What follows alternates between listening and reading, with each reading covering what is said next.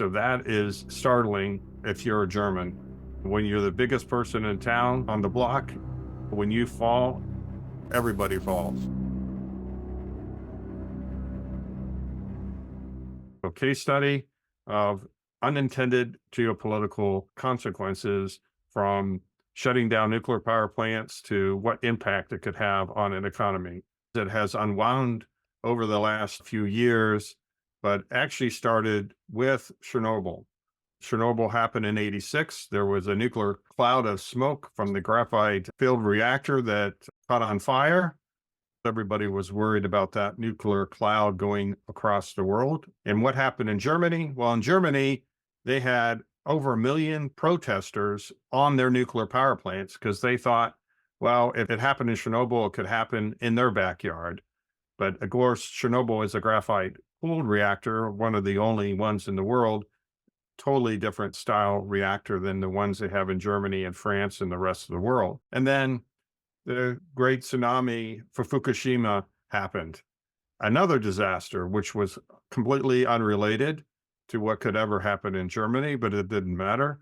They said, oh, we got to shut them down. So from 2011 or so until now, they've been working on shutting down 1/3 of their power source of nuclear power. And now they're down to 3 plants. What was the result of that? Well, you have to get the power somewhere. So Germany started being very dependent on cheap Russian gas, especially in the later 2000s. And then we had another geopolitical event that happened, the cutoff of natural gas from Russia. And I think we all know what that event is. Russia attacks Ukraine. So now the Nord Stream pipelines that were being built from Russia are now shut off. Now Germany has to find alternative sources in Europe, and that is causing higher rates. What results is that Germany suffers an increase in energy costs, and those pipelines shut down.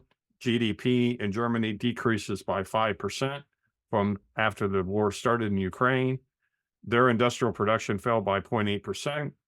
Energy prices increased by 600% from 2020. That's pretty significant, especially if you're an automotive manufacturer. They are having high inflation, high energy prices, and weak international trade.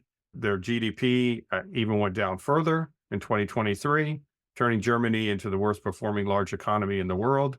And from an IMF perspective, you look at US at 2.1%, China 5%, and the EU was dragged down to 0.7%, mainly because of Germany.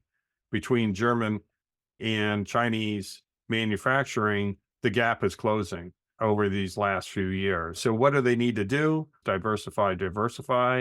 They must fix their over-reliance on China as its biggest trading partner. They have to borrow to invest. From our perspective, there's things they can do more at that operational and tactical level. Do they have all their supply chains mapped? Have they done the what-if risk scenario planning? Are they monitoring the health of their suppliers? Do they understand the solvency up and down their supply chain? And of course, monitoring their cash flow.